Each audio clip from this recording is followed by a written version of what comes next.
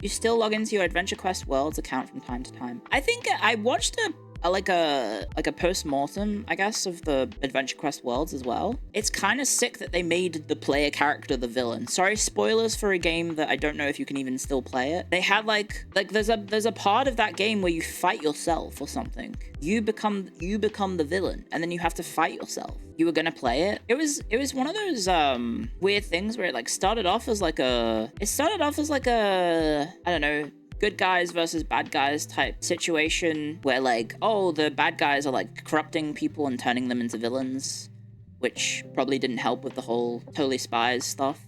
Anyway, I guess the evil corrupting force maybe infects the player and then all of a sudden you become the villain or something. But I remember that there was like I think the developers, like one of the people that was a fan of the game was like a musician, and then they put her in the game as like a villain.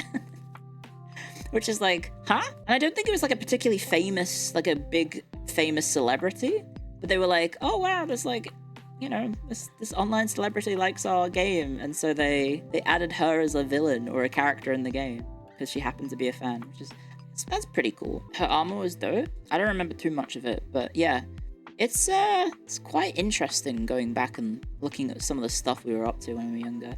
What game would I want to be the villain in? I don't know. I think ultimately I don't want to be the villain. I think at the end of the day, I would like to imagine I'm a goody two-shoes, because when it comes to any game with any morality system, I always try and be the hero, and I get upset if I don't get the best positive outcome for all characters involved. So like for Mass Effect, I have perfect ending-itis. I have perfect ending-itis in that I want to have all of the characters be happy at the end of the day. So I end up looking up how to make the perfect ending, and I ruin the game for myself.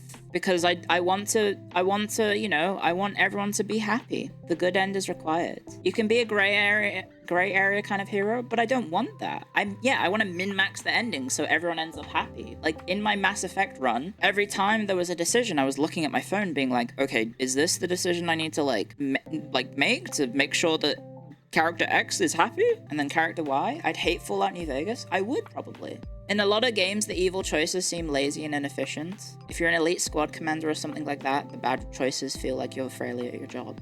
Yeah, that's true. That's how you play Mass Effect? I know, but it like also feels like I'm doing myself a disservice to not just sit and play a game blind. Like, I feel like I'm incapable of doing that. I'm like incapable of playing games blind, because as soon as I encounter some sort of, like, if it's a game I generally want to play, I struggle to sit down and experience the game just as intended, instead of optimizing the morality system so that I have everyone be happy. Your mentality is you're probably only going to play the game one time, so you'll do it correctly the first time, not to waste time. I think that's it as well for me, is that I don't really do repeat runs of games in terms of narrative games. I think that's definitely it, is that if I am playing the game, I most likely won't be playing Mass Effect a second time.